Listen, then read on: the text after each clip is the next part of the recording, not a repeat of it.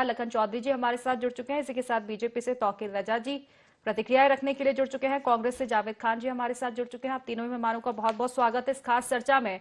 और जावेद जी, पहला सवाल आपसे ही, क्योंकि आपत्तियां कहीं ना कहीं आप ही ने जताई है। वक्फ बोर्ड ने जो फैसला लिया है मस्जिदों को लेकर, तकरीर को लेकर, आखिर क्या समस्या है? क्योंकि देखा जाए मौलवियों को आपत्ति नहीं है, इमामों को आपत्ति नहीं है, तमाम तरह की प्रतिक्रिया उनकी तरफ से आ रही है कि जो फैसला लिया गया है वो कहीं ना कहीं किसी हित में लिया गया होगा, उन्होंने स्वीकारा है, फिर आपत्ति आपको क्यों?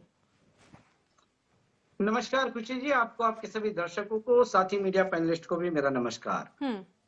देखिए, इससे पहले कि मैं कुछ कहूं, आपको सच जानना पड़ेगा। इस पूरे फसाद की जड़ स्वयं वक्फ बोर्ड के अध्यक्ष डॉक्टर सलीम राज हैं। उन्होंने निजी चैनल पर जो बयान दिया, अब उस बयान से वो पूरी तरह से पलट चुके हैं। उनका बयान यह था कि जुमे की नमाज से पहले जो इमाम तकरीर देते हैं, उस तकरीर को वक्फ बोर्ड के पास पहले भेजना पड़ेगा, वो अप्रूवल होगा, उसके बाद ही वह इमाम वो तकरीर दे पाएंगे। अब मैं आपको बताता हूं वो तकरीर होती क्या है। असल में वो तकरीर होती है जुमे की नमाज से पहले कुरान और हदीस की बातें, जिसमें पूरी तरह से धार्मिक बातें होती है और बताया जाता है कि आपके लिए क्या सही है, धर्म के हिसाब से क्या गलत है, आप क्या करने से गुनाह करेंगे, आप क्या करने से आपको नेकी मिलेगी।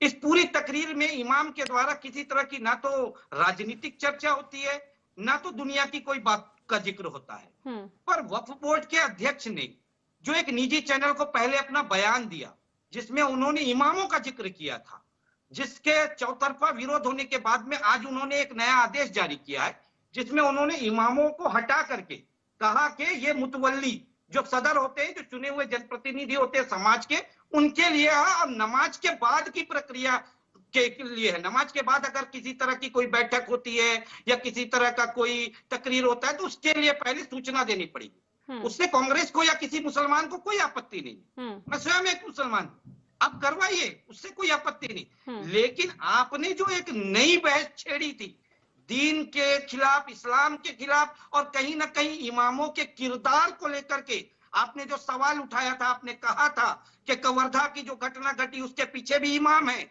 इमाम ने नमाज के बाद में भड़का दिया। आपने कहा कि जो जम्मू कश्मीर में पत्थरबाजी होती है उसके पीछे भी इमाम है। तो ये जो आपने कहा ये गलत कहा, इन्हें उन्हें वापस लेना पड़ा।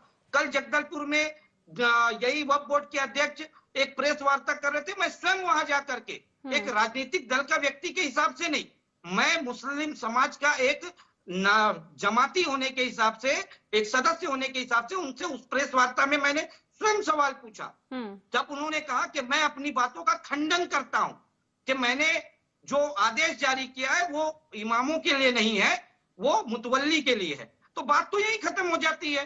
पर लेकिन एक जिम्मेदार पद पर बैठा हुआ व्यक्ति इतनी बड़ी गलती और इतनी बड़ी भूल कैसे कर सकता है, आप कुछ सोचिए। कहीं ना कहीं अपने राजनीतिक आकाओं के आगे अपने नंबर बढ़वाने के लिए जो ओवैसी कभी इनको जानता तक नहीं था होगा, इनका नाम तक नहीं सुना होगा, अपने आप को प्रोपेगेंडा के माध्यम से हाईलाइट कराने के लिए आपने ऐसा बयान दिया जो धर्म के विरोध में है, धार्मिक कार्यों के विरोध में है। अब जब आप अपने नंबर बढ़ा लिए, अपने आप को पूरे देश में हाईलाइट कर लिए, तो अब आप अपना नया आदेश जारी करते हैं। और इस आदेश से मुझे नहीं लगता कि ना कोई कांग्रेस को कोई आपत्ति है, ना किसी धार्मिक व्यक्ति को आपत्ति होगा। इसीलिए मौलवी और मौलाना का की कोई आपत्ति नहीं है जो आप कह रहे हैं, ये आपत्ति इस आदेश पर है।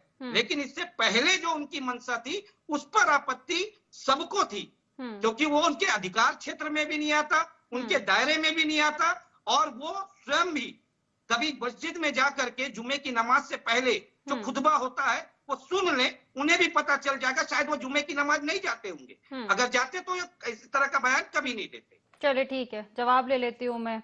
तौकीर जी, देखिए सवाल